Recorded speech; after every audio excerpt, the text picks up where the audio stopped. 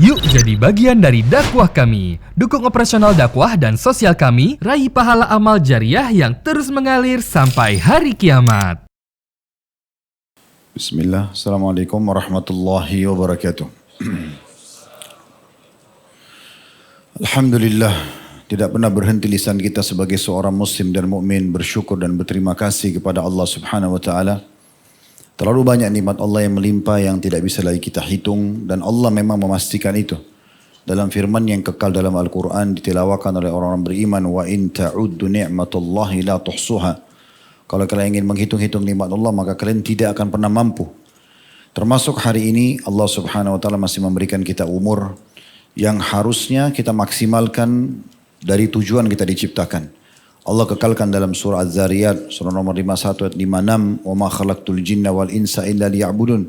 Aku tidak ciptakan jin dan manusia kecuali untuk mengabdi dan beribadah kepadaku. Memang kita diciptakan untuk sholat, untuk puasa, untuk zikir, dan ibadah-ibadah yang lain sudah tidak asing buat kita sebagai seorang muslim.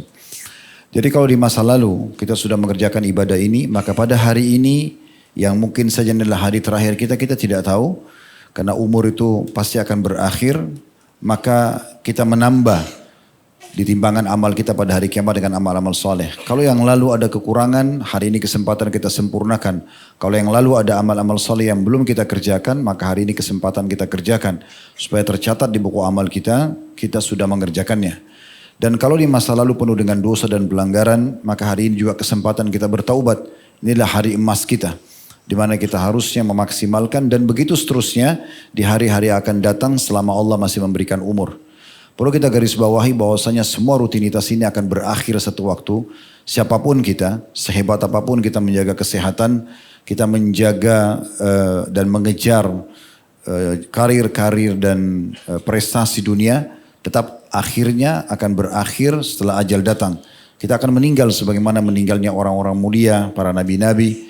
Begitu juga meninggalnya orang-orang yang jahat, ya, sebagaimana meninggalnya orang-orang yang telah mendahului mereka dari Fir'aun, Namrud, yang semisalnya. Dan semua akan kembali kepada Allah Subhanahu wa ta'ala. Dan saya yakin kita pun berkumpul pada hari ini karena kita ingin menambah kantong-kantong amal saleh kita. Karena sholat berjamaah di masjid bagian daripada perintah agama. Berikut juga hadir dalam majelis ilmu, bagian daripada agama kita. Semoga Allah ikhlaskan niat dan kita tinggal istiqamah saja dalam mempertahankan ini sampai wafat. Ingatlah selalu dua firman Allah Subhanahu wa taala, "Wala tamutunna illa wa antum muslimun." Jangan kalian wafat kecuali dalam keadaan Islam. Dan ayat yang lain, "Wa'bud rabbaka hatta ya'tiyakal yakin." Sembahlah Tuhanmu sampai datang kepadamu kematian. Dan juga kita panjatkan salam hormat kita kepada utusan Allah Nabi besar Muhammad sallallahu alaihi wa ala alihi wa sahbihi wasallam, sebagaimana Allah telah perintahkan kita untuk mengucapkan salam hormat tersebut. Seperti biasa di pekan ketiga insyaallah, setelah kemarin kita lalui pekan pertama dan kedua di hari Rabu dengan bahasan dosa-dosa besar, pekan ketiga ini kita akan masuk ke inspirasi hijrah. Hari ini tentu kita punya tamu istimewa. Kalau menurut saya kalau kita mau meminta beliau berbicara mewakili akademik, ya, atau akademisi, para praktisi pendidikan, maka beliau bisa mewakili. Kalau kita ingin berbicara tentang pejabat pemerintah, maka beliau akan mewakili pejabat pemerintah. Mau mewakili sebagai sosok tokoh muslim juga, ini juga sudah bisa tentunya.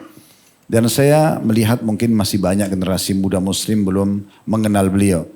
Dan insya Allah kita akan lebih mengenal lebih jauh nanti. Seperti biasa, inspirasi hijri kita atau hijrah kita yang membahas tentang masalah biografi tokoh kita.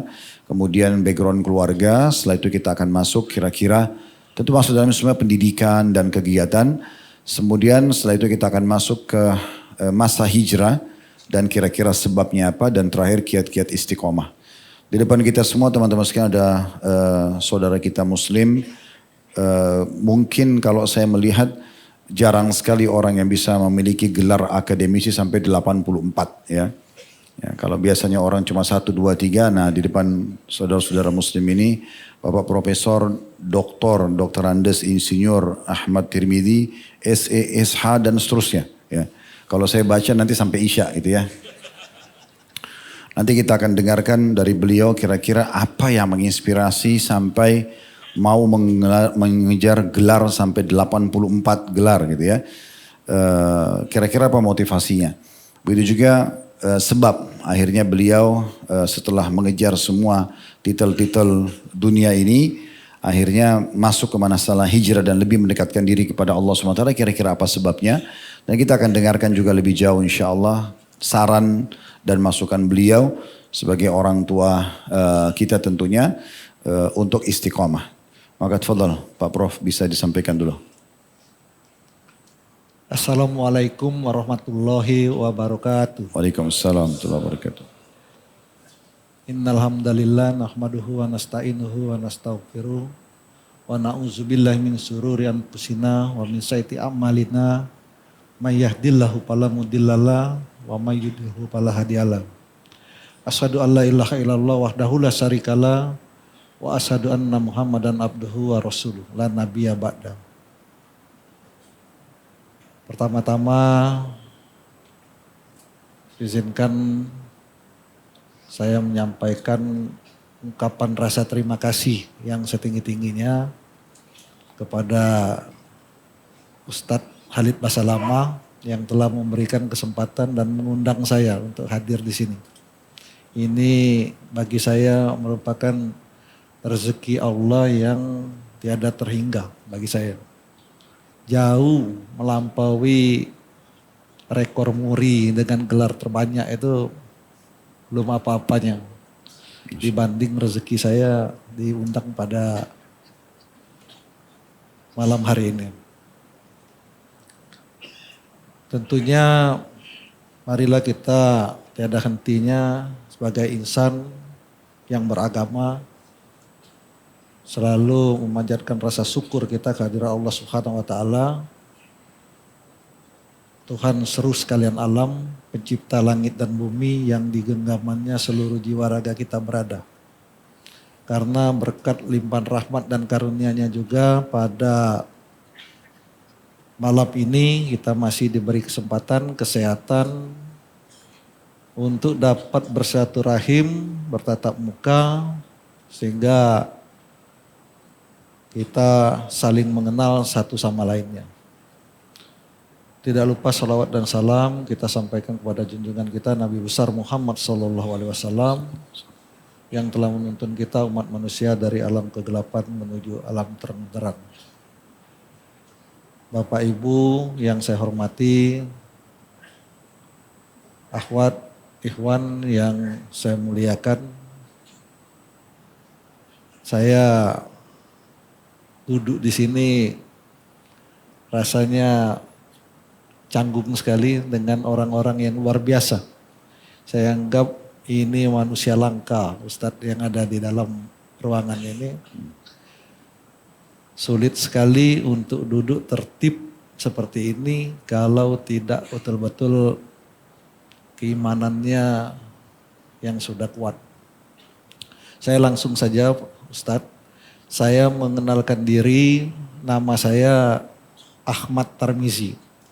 Ahmadnya itu pakai C, A-C-H. Ahmad Tarmizi. Itu sering saya sampaikan di staf ataupun kawan-kawan di kantor.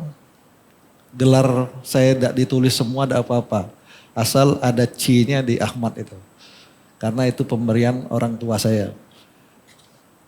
Saya dilahirkan di Palembang 9 Juni 1966. Dari seorang ayah dan ibu yang nama ayah saya Haji Akhludin. Mungkin beliau namanya saja ahli agama. Jadi nama saya bangga sekali dikasih dengan nama Ahmad Tarmizi. Kemudian ibunda saya Haja Siti Hijir Asia. Ayah dan ibu saya ini memiliki 5 putra dan putri. Saya anak yang ketiga, kakak saya 2 orang laki-laki, adik saya 2 orang perempuan. Saya anak yang nomor 3 di tengah. Qadarullah saya sudah menjadi anak yatim umur 4 tahun setengah. Ayah saya meninggal mendadak. Waktu itu beliau menjabat sebagai pasira. Kalau dulu kepala desa, kalau sekarang pasira, kepala marga Dawas Kecamatan Sungai Lilin, Kabupaten Musi Banyu Asin. Dalam usia 35 tahun. Ibu saya yang membesarkan menjanda sampai akhir hayatnya. Malah adik saya yang nomor 5 itu pada waktu ayahanda meninggal baru 2 bulan di dalam kandungan. Nah, sejak saat itu dimulai kehidupan yang dinahkodai oleh ibu sebagai single parent. Terus saya seperti anak-anak yang biasa ini seperti kita semua, sekolah, TK, SD, SMP, SMA. Dan melanjutkan perguruan tinggi di Universitas Sriwijaya. Semuanya di Palembang. Saya alumni Unsri, itu sarjana pertama saya FKIP Teknik Mesin. Nah itu yang menjadi dasar saya sebagai pegawai negeri sipil di tahun 1995 dengan pangkat golongan 3A. Mungkin kawan-kawan yang PNS di sini sudah familiar dengan pangkat 3A kalau seorang sarjana. Saya mulai dari guru honor sebelum saya diangkat sebagai guru atau pegawai negeri, sebagai guru STM. Waktu itu. Sekarang saya sudah mencapai pangkat terakhir di pegawai negeri. Pangkat saya sekarang terakhir terhitung 1 April 2022, pembina utama 4E. Tidak ada lagi pangkat, habis. Kemudian setelah saya diterima sebagai pegawai negeri, saya berkarir dengan maksimal karena mulai dari anak yatim 4 tahun setengah, saya ingin seperti orang-orang kebanyakan. Hasrat duniawi saya muncul. Saya kepengen lebih, dan kepengen lebih. Sehingga di akhir yang seperti disampaikan oleh Ustadz tadi, saat ini saya sebagai pemegang rekor muri dengan gelar terbanyak di Indonesia. Saya memiliki gelar akademis sebanyak 12, kemudian gelar non-akademis saya 72 dan diakui rekor muri, malah juga sudah terdaftar juga di Guinness Book of Record. Nah ini yang saya disampaikan oleh Ustadz tadi. Untuk kepangkatan Ustadz saya sudah mencapai puncak, saya sampaikan. Untuk jabatan juga. Jabatan tertinggi seorang ASN di daerah itu adalah sekretaris daerah. Saya mulai dari guru honor, guru negeri, kemudian kepala dinas pendidikan, asisten 2, asisten 3, inspektur di kabupaten. Kalau pegawai negeri mungkin sudah ini. Kemudian terakhir saya sebagai sekretaris daerah Kabupaten Ogan Komering Ulu. Nah, di titik puncak keberhasilan inilah saya malah justru ketemu titik nadir saya. Di situ yang paling rendah yang saya dapatkan pada saat COVID-19 kemarin. COVID-19. Di situ dengan saturasi sampai dengan 80, kemudian saya kena pneumonia moderate severe, kalau dokter pasti tahu, sedang berat pneumonia, lalu badai sitokin. Saya juga mengalami happy hypoxia. Happy hypoxia itu kalau menurut dokter kita meninggal dengan bahagia saja. Kita tidak merasa sakit, tetapi tahu-tahu meninggal karena kadar oksigen di dalam darah menurun. Nah ini mungkin lebih parah yang dialami daripada yang disampaikan Deddy Corbuzier. Deddy Corbuzier sering menyampaikan beliau kena badai sitokin, tapi kondisi fisiknya memang beliau luar biasa. Tapi kalau saya kena badai sitokin karena komorbid. Komorbid itu banyak penyakit yang lain, akibatkan kondisinya seperti itu. Di di COVID waktu itu, saya mengalami betul-betul di titik nadir yang paling rendah. Terasa betul bahwa tanpa pertolongan Allah tidak akan bisa hidup lagi. 3 kali saya mimpi, di mimpi itu menjurus ke kematian semua.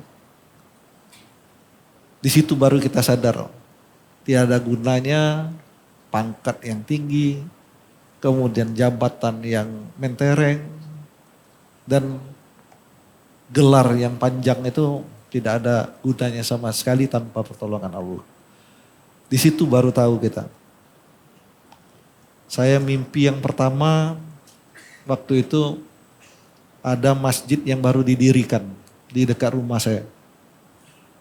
Ini dalam keadaan sakit kritis kronis ini Ustadz. Masuk ke dalam telinga saya, yang punya masjid itu saya ajak ke sini, Pak Haji Toiman. Beliau mendirikan masjid yang baru. Setiap subuh itu muter untuk murotal sambil nunggu itu. 1 jam sebelum subuh dia ini masuk ke dalam telinga saya dalam keadaan mimpi. Saya merasa berada di lapangan yang luas, tiada ujungnya, kiri kanan depan belakang tidak ada ujung. Saya memakai kain ihram. Di situ asap-asap kelihatan. Saya dalam mimpi ini saya merasa ini Padang Arafah bukan. Saya sudah pernah naik haji. Kemudian Padang Mahsyar juga belum kiamat. Sadar saya dalam mimpi itu. Nah, apa saya ini sudah meninggal? Saya pegang-pegang. Nah, mana istri, mana anak. Dalam keadaan kebingungan itu tiba-tiba azan. Azan subuh. Nah, di situ baru kita terkejut saya, waduh ini belum meninggal saya, hampir saja ini. Itu yang pertama. Yang kedua, saya naik mobil. Naik mobil di depan dari arah bawah, saya dari arah atas tebing yang tinggi. Semua orang menjerit mau tabrakan. Saya lihat tabrakan. Langsung tabrakan. Terasa betul tabrakan itu jatuh masuk ke dalam jurang. Saya terasa betul. Sampai saat ini saya sudah rasakan dalam mimpi tabrakan naik mobil itu. Sampai ke dalam jurang, semua meninggal dunia.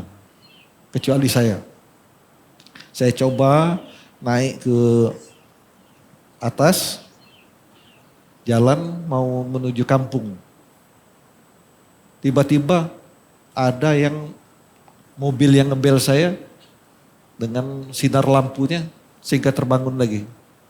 Ustaz. Nah ini kata anak saya yang dokter itu memang seperti itu, halusinasinya luar biasa kalau orang kena sakit COVID itu. Dan yang ketiga. Sebentar Prof, ya. Maaf saya potong dulu ya. izin. Sebelum yang ketiga biar pada penasaran. Ya. Karena ini Prof sepertinya akan masuk ke sebab hijrah itu ya. Mungkin teman-teman perlu tahu lebih jauh mungkin Prof tentang masalah biografi dulu. Ya. Mungkin keluarga, ada istri, ada anak-anak. Tadi saya tahu ada ibu juga ikut ya. Ya. Alhamdulillah istri saya ajak ke sini. Beliau namanya Susma Diana. Kalau gelarnya juga hampir panjang sama dengan saya, SPD, SMN, MSI, MPD. Nah itu gelarnya. Nah beliau ini juga dari guru, sama dengan saya, guru. Nah sekarang beliau sebagai pengawas SMA. Sudah jadi kepala sekolah dan juga jadi pengawas. Saya punya putra dan putri 3 orang. Putri saya yang pertama itu alumni STT Telkom, Teknik Informatika, dan suaminya sebagai anggota DPRD di Kabupaten Ogan Komering Ulu.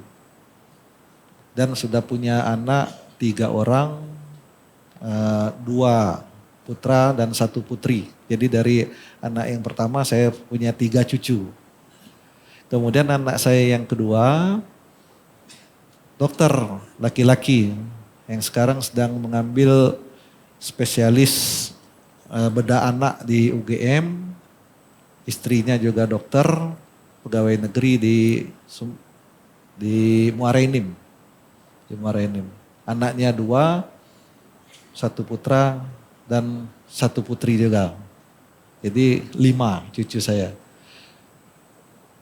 Nah anak saya yang kedua ini yang lebih dulu hijrah, yang sudah sering ketemu dengan Ustadz, ini yang mengenalkan saya nanti di waktu hijrah nanti saya jelaskan.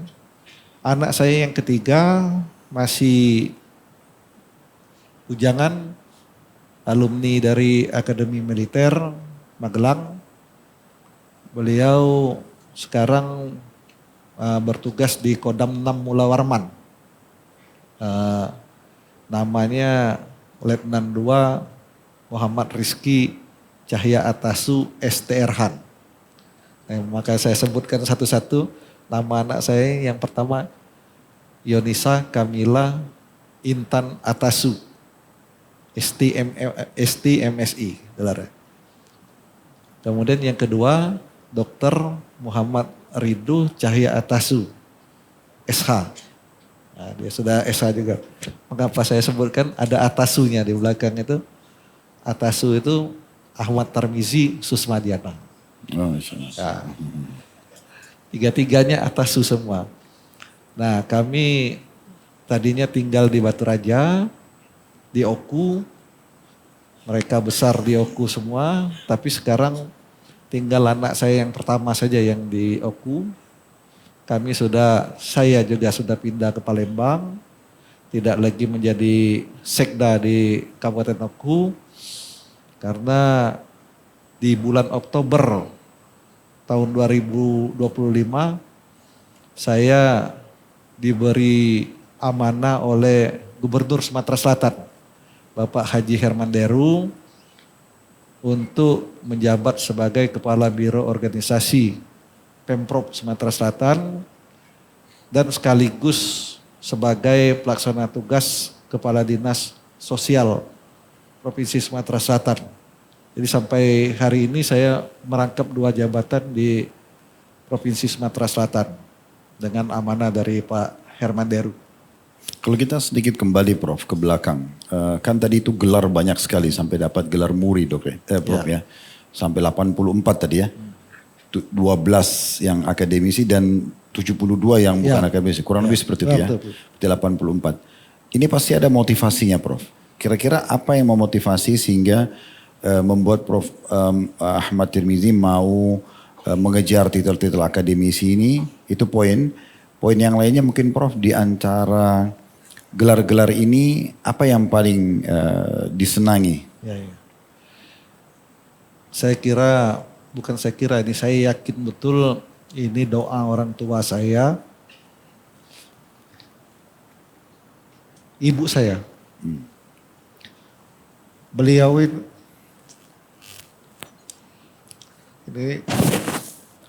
Beliau setiap pagi mulai saya TK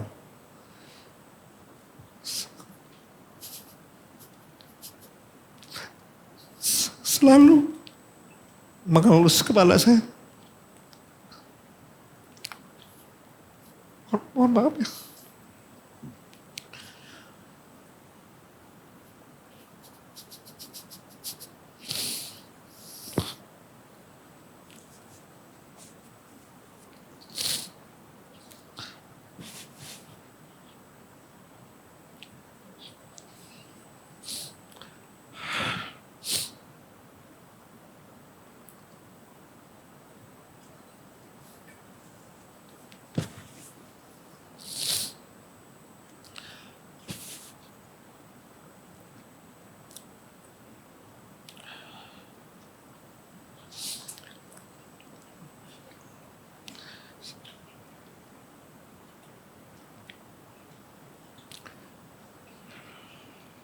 seperti yang saya sampaikan tadi Ustadz, ibu saya menjanda mulai bapak saya meninggal sampai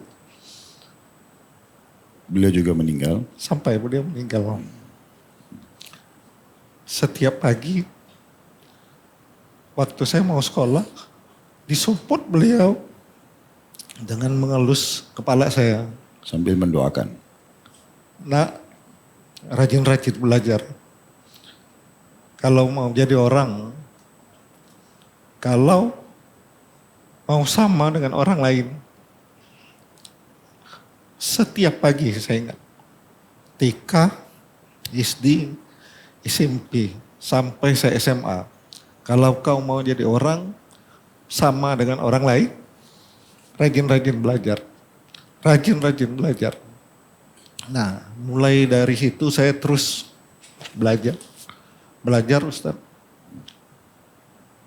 Memang S1 saya pertama dari FKIP Teknik Mesin, Unsri. Lalu saya tugas belajar di UGM, saya dapat Magister Teknik Mesin. Kemudian terus dengan Universitas Terbuka, saya lulus 2 kali, sarjana ekonomi saya, sarjana hukum saya itu dari Universitas Terbuka. Lalu doktor saya kembali ke Unsri lagi. Kalau mau lengkapnya doktor dari Unsri, dokter Andes saya itu dari FKIP Teknik Mesin, insinyur saya dari Universitas Lampung, Unila, kemudian SI dari UTI, SH dari UTI, ST, sarjana teknik mesin juga saya dapatkan dari Universitas Saburai, lalu MT-nya dari UGM, kemudian STMT, MH Magister Hukumnya dari Universitas Muhammadiyah Palembang, MPD-nya itu dari Magister Pendidikan PGRI Palembang. Berarti secara jenjang akademik ini sambil menyelesaikan S1 dan S2 di UGM itu jurusan mesin, Prof juga melanjutkan di Universitas Terbuka. Untuk SE, SH-nya. Jadi ekonomi, hukum juga begitu. Ambil sekali 2. Nah, semuanya saya selesaikan dari 12 gelar itu. Saya sempat selesaikan cum laude sebanyak 6. Masya Allah. Kemudian saya dapat beasiswa dari 12 itu 9 beasiswa. Dari 12 itu juga 6 perguruan tinggi negeri dan 6 perguruan tinggi swasta. Nah, saya serius belajar. Bukan mau mengambil gelar saja. Bisa ditanyakan dengan kawan-kawan saya kuliah. Bukan hanya datang cuma ikut-ikutan saja kemudian dapat gelar.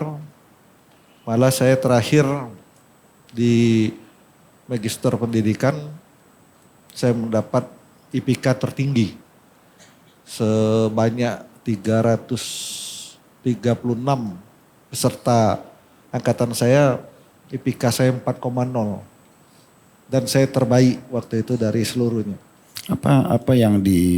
Apa yang dijadikan sebagai motivasi, Prof? Maksudnya untuk sampai membuat sambil kuliah di UGM tadi jurusan mesin, terus mau lagi lanjut Universitas Terbuka, dan tidak cukup S1 sampai S2, sampai 12 gelar akademisi itu dari profesor sampai yang terkecil pun semua diraih.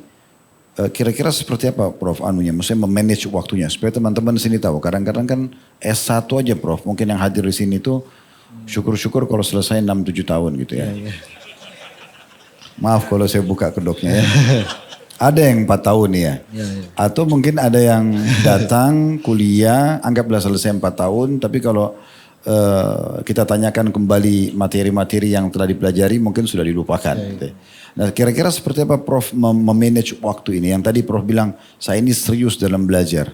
Supaya teman-teman tahu ini seriusnya Profesor Ahmad ini sampai raih gelar begitu banyak itu seperti apa? Ya, jadi pertama tadi doa orang tua itu yang saya yakini ini. Pengaruhnya besar. Karena saya sama saja dengan manusia biasa, tidak ada lebihnya. Yang jelas disiplin waktu, disiplin diri sendiri, itu sudah saya lakukan dari kecil. Sendiri karena saya tidak punya lagi bapak.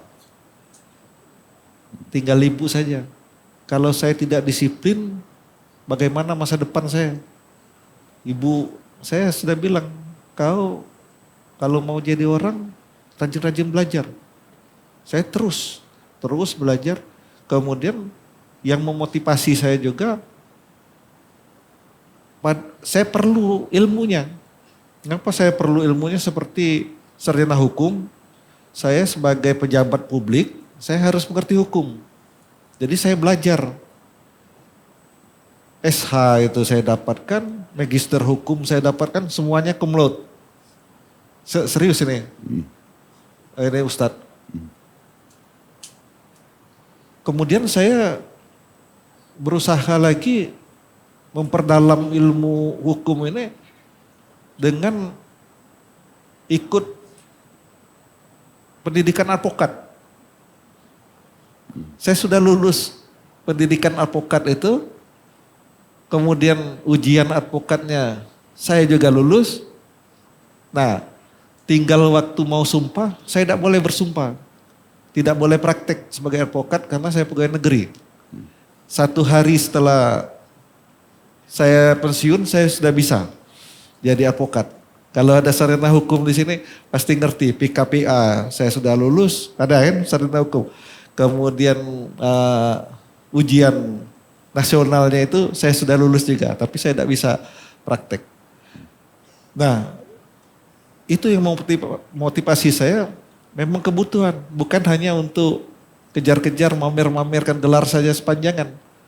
Malah waktu di sekretaris daerah, karena banyak yang bertanya gelarnya yang mana yang mau ditulis, saya buat edaran resmi. Kabupaten Oku pasti tahu, saya buat surat edaran resmi untuk mempermudahkan seluruh penulisan surat menyurat nama saja. Tidak usah pakai gelar satu pun. Nama saya Ahmad Tarmizi. Jangan lupa pakai C-nya itu. Nah itu saja. Nah pakai surat resmi kemarin. Nah sehingga di situ saya tunjukkan kepada kawan-kawan yang penting kita belajarnya itu. Nah jadi sepanjang saya belajar itu kalau ditanya Ustadz yang mana yang memang background saya teknik mesin itu Ustadz. Saya sebagai guru STM jurusan teknik mesin awal saya. Apa memang karena Prof suka dengan mesin sehingga ambil jurusan itu? Ya jadi saya teknik mesin Unsri, FKIP teknik mesin Unsri, S1 saya. S2 saya Magister teknik mesin UGM. Saya sebagai salah seorang ahli turbin air, turbin cross flow. Kemudian S1 saya ST-nya itu juga teknik mesin, insinyurnya juga teknik mesin. Nah, Prof, saya perdekat mungkin supaya teman-teman bisa lebih paham. Apakah berarti dengan mengejar gelar-gelar ini? Kan tadi itu bahasa Prof ini saya karena butuh dengan ilmu itu. Yeah. Saya merasa butuh. Kenapa saya sudah dapat gelar sarjana dan magister mesin, saya tetap ambil sarjana ekonomi, sarjana hukum. Karena saya merasa butuh. Yeah, betul. Nah sekarang manajemen waktunya ini Prof. Apakah berarti saya bisa simpulkan setiap kali ada kesempatan peluang belajar, Prof langsung isi dengan untuk belajar lagi? Ya. Karena kan gini, untuk menyelesaikan S1 mungkin butuh 4 tahun. S2-nya lagi mungkin paling cepat 1,5 tahun atau 2 tahun seperti itu Prof. Saya disiplinnya itu, saya tulis apa yang mau saya lakukan untuk besok. Jadi semua yang terkecil, dari yang terbesar sampai terkecil itu saya catat apa yang akan saya lakukan besok. Jadi saya seperti robot besoknya itu. Saya tidak bisa ngelantur-ngelantur saja bercerita, ngobrol-ngobrol dengan kawan-kawan, tidak bisa. Nomor 1 apa yang mau saya lakukan, nomor 2 apa. Jadi senang sekali saya coret ini. Nomor 1 selesai, nomor 2 selesai, 3 selesai, 4 selesai. Terus seperti itu. Kemudian di waktu-waktu yang kosong, buku inilah yang kita pegang. Kalau UTI itu buku. Ada buku, tidak boleh kayak lepas dengan buku. Nah, saya pegang terus. Kalau tidur itu jarang saya tidur. Kalau tertidur sering. Jadi tertidur itu kadang di kursi saja tidurnya. Kadang, nah kalau sekarang ini sudah saya nikmati betul tidur itu. Ini apa Ustadz? Apa namanya, tempat tidur sudah rapi oleh istri kan, baru kita tidur. Kalau dulu kadang sedang duduk di meja makan, kadang sedang duduk di kursi tamu tertidurnya. Nah, karena saya ingin mengejar hasrat duniawi tadi. Apa berarti Prof di malam hari nggak gunakan untuk istirahat atau bagaimana? Itulah yang saya katakan tadi, tertidur. Kalau agama ini terus terang saya dari ibu saya dulu, kalau malam Lailatul Qadar itu mulai malam tanggal 21 kami tidak boleh tidur. Dari kecil udah dibiasakan? Dari kecil, sekecil ini saya umur 4 tahun saya ditinggal itu, saya ingat betul sampai saya SMA, setiap malam Lailatul Qadar, malam 21 sampai 30, ibu tidak milih yang mana yang ganjil, yang mana yang katanya pilih yang ganjil saja. Pokoknya di atas 20 itu begadang kami. Begadangnya sampai subuh. Itu disuruh ibadah maksudnya? Iya. Sholat, kemudian zikir. Apa-apa yang zikir yang kita baca ditargetkan. Mungkin sampai sini Prof saya simpulkan buat teman-teman dulu, berarti bagi teman-teman yang masih punya orang tua yang hidup ya, ayah dan ibu, usahakan selalu minta doa mereka. Dan juga kalau ada yang hadir di sini statusnya sebagai ayah ataupun ibu, jangan pernah berhenti untuk mendoakan kebaikan buat anak-anak gitu ya. Itu yang pertama. Yang kedua, harusnya seseorang itu merasa butuh dengan ilmu. Mungkin dia saya simpulkan Prof dari tadi. Jadi mungkin beliau termotivasi bukan hanya mengambil satu jurusan, tapi semua jurusan-jurusan yang bisa mampu untuk dikejar sampai akhirnya menjadi orang nomor 1 di Indonesia yang punya sampai 84 gelar gitu ya. Karena menghadirkan hati dan pikiran merasa butuh dengan ilmu itu. Sehingga tidak ada perasaan beban. Selama ini mungkin kita selalu menjadikan prosesi sekolah kita itu atau belajar adalah beban. Ya, ini beban banget nih. Ya, ini aja satu S1 susah sekali untuk menyelesaikan. Jadi selalu kita anggap itu susah dan berat. Nah kalau Prof Ahmad tadi kan beliau malah menikmatin itu. Sehingga akhirnya semua bisa dilakukan. Dan yang terakhir tadi tentang masalah kedisiplinan. Baik Prof, mungkin kalau kita mau bahas gelar antum ini gak habis-habis gitu ya. Jadi mungkin teman-teman pengen tahu nih setelah selesai gelar tadi. Terus kemudian bergabung sama pemerintah itu di saat sudah selesai dari UGM tadi? Ya. Baru bergabung ke pemerintah menjadi sekda? Lulus saya S1 FKIP Teknik Mesin, Unsri. Saya sempat jadi bukan pegawai negeri. 5 tahun itu saya sebagai guru honor. Oh jadi guru honor dulu? Setelah tamat S1 guru honor. Kadang digaji, kadang tidak. Guru honor. Bukan saya tidak lulus tes pegawai negeri. Karena jurusan saya itu tidak ada penerimaan pegawai negeri dulu. 5 tahun berturut-turut. Pas penerimaan dibutuhkan cuma 1 se-Sumatera Selatan. Saya ikut saja. Allah semua yang ngatur kehidupan kita. Yang lulus saya sendiri. Dari 400-an yang tes itu saya lulus sendiri. Bukan berarti saya pintar, tidak tahu, saya yang jelas saya lulus. Mulailah saya menapak sebagai pegawai negeri. 1 Desember 1995. dengan Itu ada pangkat yang baru lahir di sini, Prof. ya dengan pangkat golongan 3A yang seperti saya sampaikan tadi. Jadilah saya guru pegawai negeri di STM negeri Ogan Komering Ulu. Nah di situ saya berkiprah, kita selalu berbuat yang terbaik setiap hari, itu kiatnya. Berbuat terbaik setiap hari, apa yang bisa kita perbuat. Maksudnya untuk sesuai dengan jabatan yang kita Sesuai sedang dengan jabatan. dan bidang kita masing-masing. Dengan Gitu bidang ya? kita masing-masing. Sehingga saya jadi guru berprestasi terbaik di Sumatera Selatan. Kemudian karena sebagai guru berprestasi itu kan ada piagam penghargaannya dari gubernur dari ini. Diangkatlah saya sebagai kepala sekolah. Saya serius sebagai kepala sekolah itu sampai jadi kepala sekolah berprestasi tingkat nasional. Diundang oleh SBY waktu itu menjadi di detik-detik proklamasi, di HUT proklamasi tahun 2007. Nah pulang dari sana oleh Bupati saya diangkat sebagai kepala dinas pendidikan Ogan Komering Ulu. Masya Allah. Nah, selama lebih kurang 6 tahun saya kepala dinas pendidikan di Ogan Komering Ulu itu. Sama Karena juga kata kuncinya, seriusin pekerjaan. serius. Betul-betul kita berbuat terbaik. Nah, di dinas pendidikan, nah di STM tadi hadiah saya sebagai kepala sekolah berprestasi nasional, saya keliling Jepang. Kelilinglah saya Jepang. Nah, anak yatim tadi bisa ke Jepang.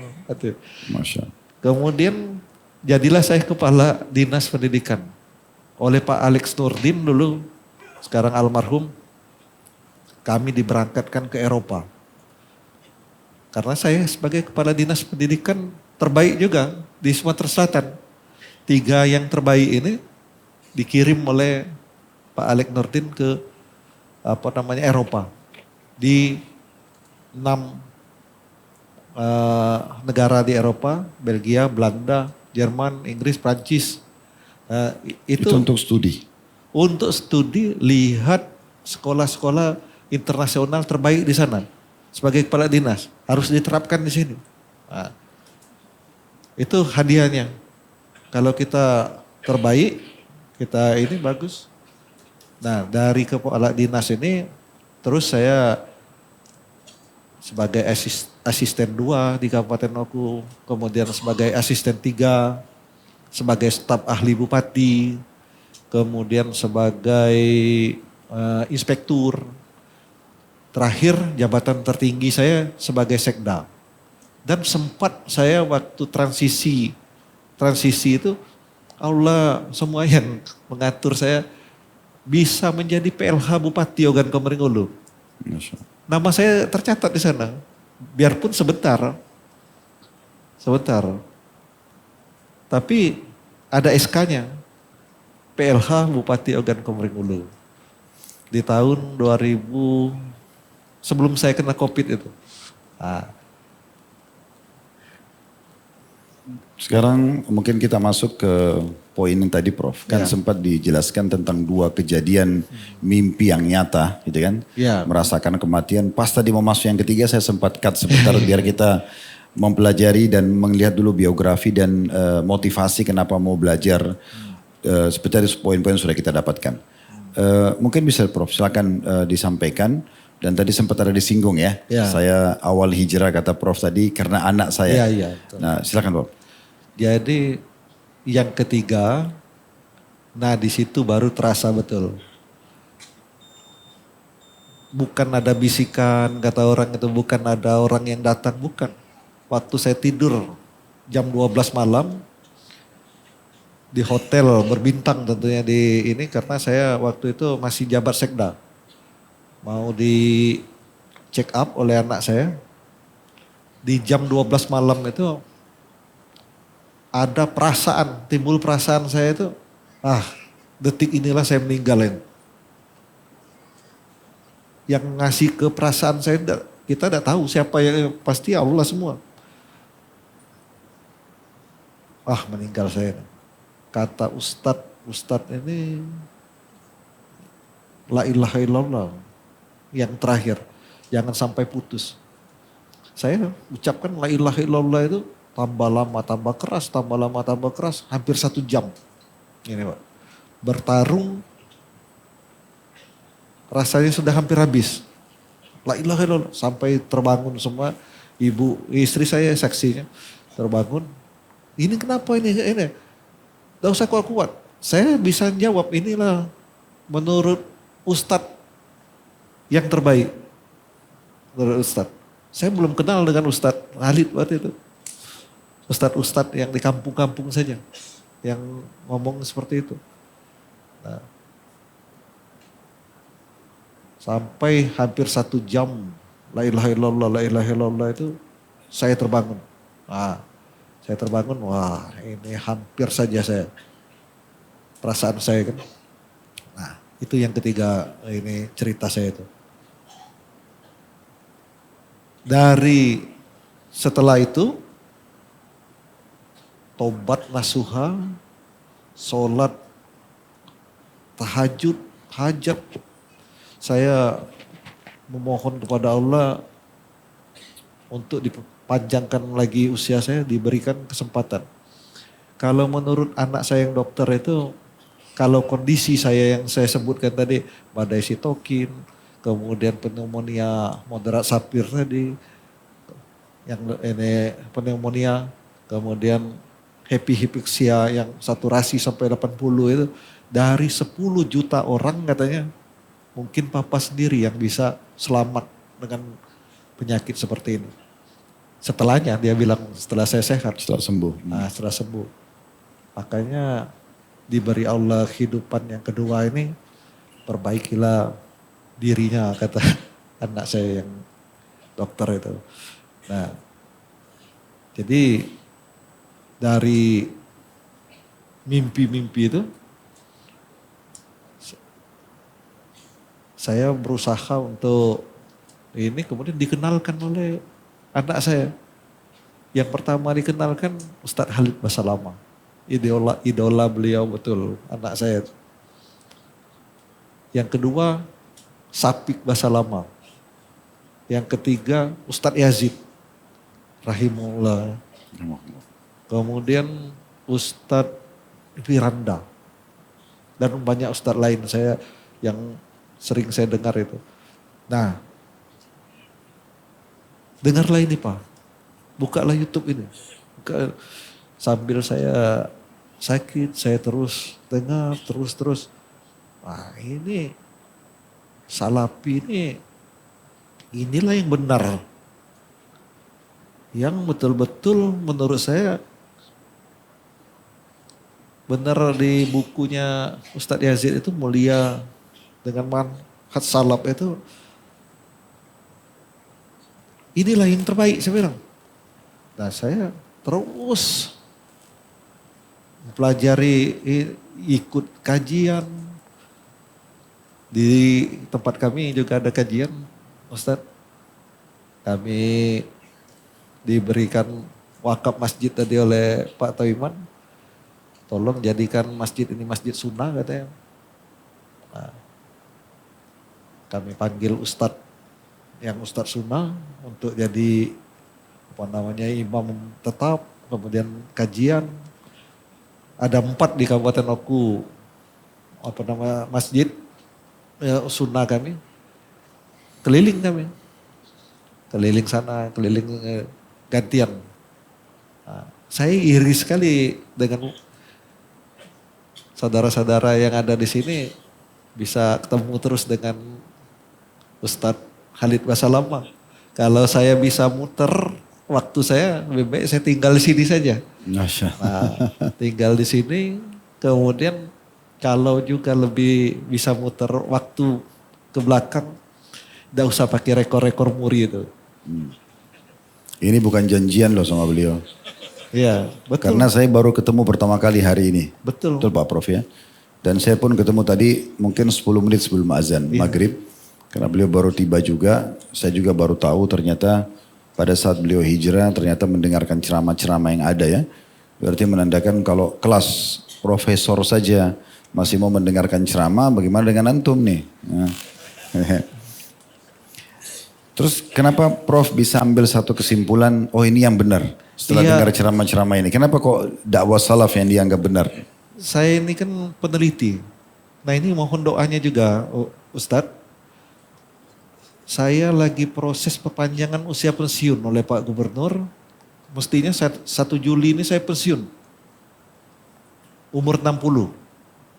Nah, karena gubernur saya memberikan amanah saya untuk melanjutkan ke fungsional utama. Saya sudah lulus peneliti ahli utama di BRIN, Badan Riset Inovasi Nasional. Masya Allah. Nah, kalau saya lulus itu, saya nambah 10 tahun lagi. Pensiun. Jadi usia 70 tahun. Sebagai seorang peneliti, saya punya tulisan Scopus, jurnal internasional bereputasi tinggi. Tidak terlalu banyak tapi cukup untuk lulus uji kom kemarin. Nah, kita punya literatur, punya dalil kalau di ini. Saya senang sekali kalau Ustadz Khalid bilang berdasarkan buku karangan ini, jilidnya ini, pakai halaman ini. Itu kan literatur. Tidak ngomong saja. Pas kita buka, wih benar juga yang dibilang Ustadz. Nah, berdasarkan data ini, dalilnya ini. Saya kira semuanya dengar kalau Ustadz Khalid bicara. Ada literaturnya, ada dalilnya. Saya juga seperti itu. Saya menyelesaikan 5 skripsi, 4 tesis, 2 disertasi. Itu ada literaturnya semua. Tesis itu S2, disertasi S3. Iya. Ya, sekedar menjelaskan. Belum menjelaskan, ulangi dulu Prof. Ya. Disertasi 2, Iya. tesisnya 4. 5 tadi ya? Skripsi 5. Skripsi 5, itu S1 antum itu. Ya, skripsi. Nah, dari itu kan semuanya punya seperti yang sampaikan Ustadz, punya ada dalilnya. Dalilnya ini, halaman sekian, buku ini. Dan harus dipertahankan secara dipertahankan secara ilmiah. Kalau kita ujian skripsi, ujian tesis, semuanya saya yakin sudah harus kita pertahankan datanya ini. Tidak bisa ngomong-ngomong saja. Tidak lulus kita. Apalagi disertasi. Disertasi itu harus punya literatur yang lengkap. Nah, begitu juga dengan agama ini. Saya mendapat sekali dengan Ustadz Salafi, khususnya dari Pak Ustadz Khalid Basalamah, selalu. Benar gak kira-kira? Ya, Bapak ini kawan-kawan semua. Kalau beliau jelaskan, buka buku jilid sekian, karangan ini, halaman sekian, itu dalilnya. Nah dari situlah saya, wah inilah yang benar ini. Salafi. Bukan berarti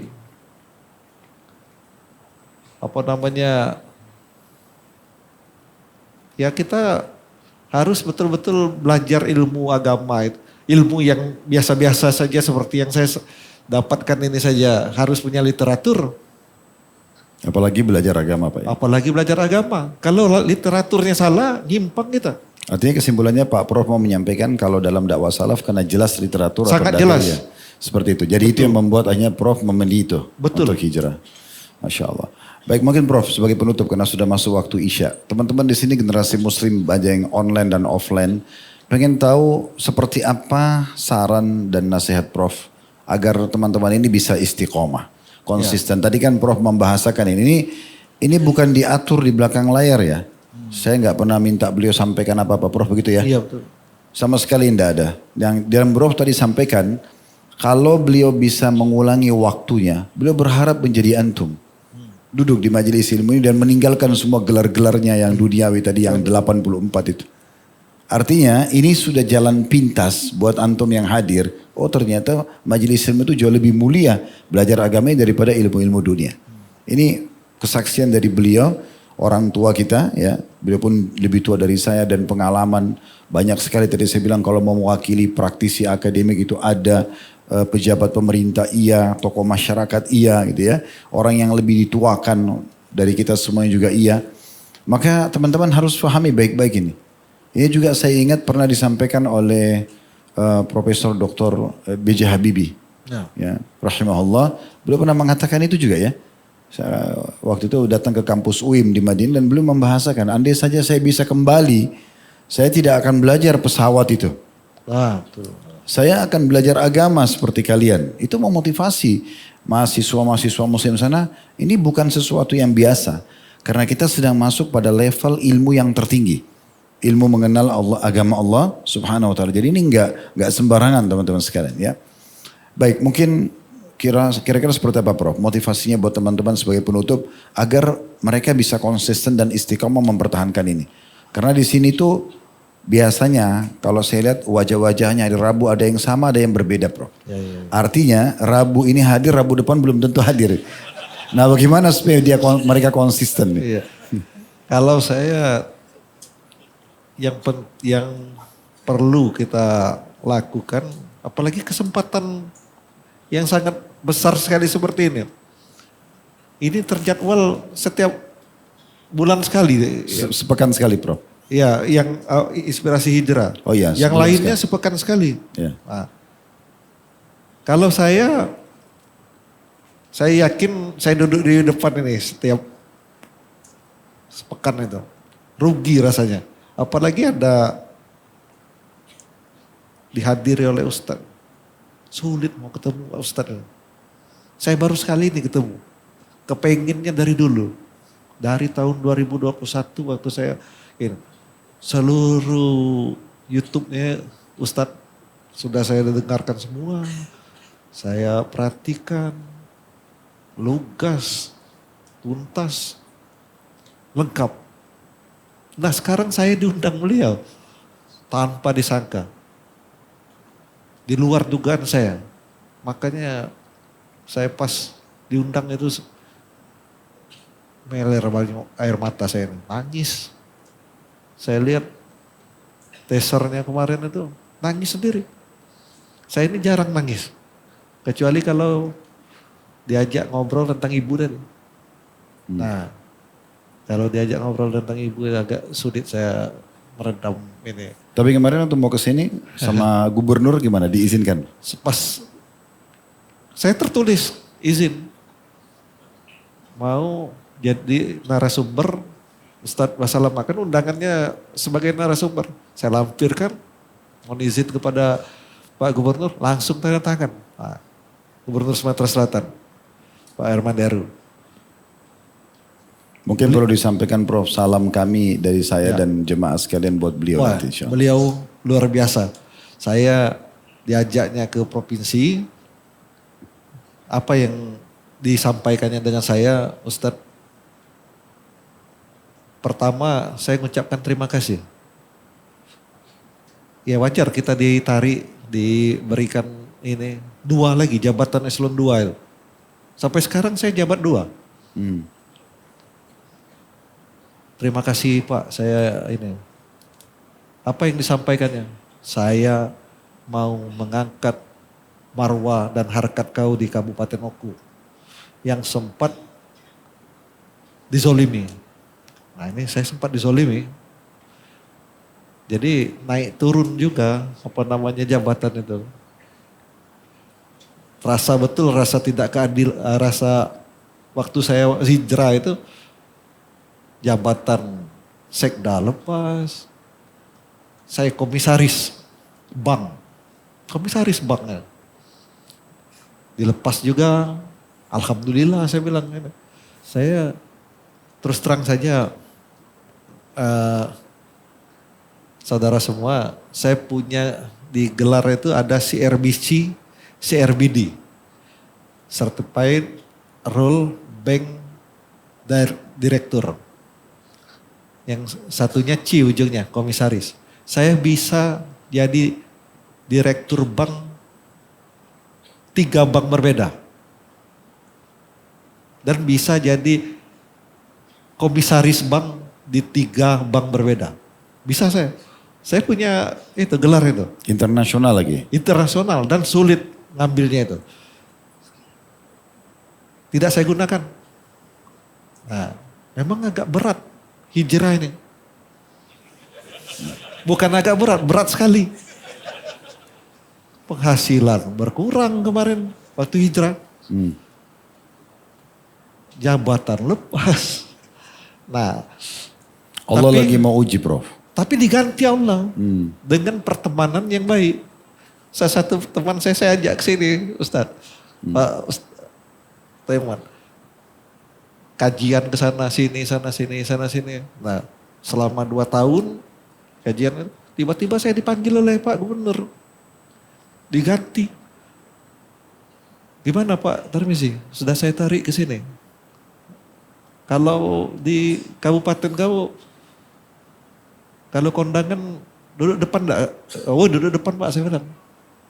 Sudah ini, sambutan malah. Dia angkat harkat martabat saya. Allah itu maha tahu, melalui tangan beliau, saya diajak ke provinsi. Nah sekarang saya sudah di Provinsi Sumatera Selatan, malah beliau minta saya perpanjangan usia pensiun yang peneliti ahli utama tadi. Sekarang prosesnya sedang di Sekretariat Negara, mohon doanya supaya ditandatangani oleh Presiden Republik Indonesia. Insya Allah, semoga dimudahkan. Kalau doa dari majelis ini saya insya Allah Yakin. perpanjang. Yakin saya. Beliau husnudzon sama antum itu. Dianggap itu mustajab doa gitu. Kalau kita simpulkan poin-poinnya Prof, kira-kira ada dipoinkan nggak supaya lebih sistematis? Ya. Jadi teman-teman remaja atau generasi muda muslim ini kalian harus 1, 2, 3, 4, 5 gitu ya. Ya, yang jelas pertama berbuat terbaik sepanjang hari. Apapun yang kita lakukan berbuat terbaik sepanjang hari. Lalu terus istiqomah di jalan salafi, istiqomah. Jangan berubah-ubah. Nah, saya yakin betul itu. Kemudian berbaktilah dengan kedua orang tua. Terutama ibu. Ustadz, saya bukakan kuncinya dengan kawan-kawan semua. Semua kegiatan saya di dunia ini terasa lancar setelah saya memberangkatkan ibunda saya naik haji. Masya. Bukan dalam kondisi sekarang. Kalau kondisi saya sekarang ini mungkin bisa saja setiap tahun. Sudah jadi sekda, sudah. Waktu itu saya masih jadi guru honor, Ustaz. Kami menabung. Saya tinggal di rumah Pondok Mertua Indah. Ini ada istri saya ini. Saya tinggal di rumah Pondok Mertua Indah. Nabung. Sudah cukup uangnya untuk bangun. Malah istri saya yang nyuruh. Nah inilah apa namanya. Saya tidak bisa melupakan istri saya ini. Beliau ini luar biasa. Naikkan haji ibu kita katanya. Habislah uang saya. Tidak bisa bangun rumah. 14 tahun saya tinggal di rumah mertua saya. Nah. Tapi setelah saya naikkan haji itu, alhamdulillah.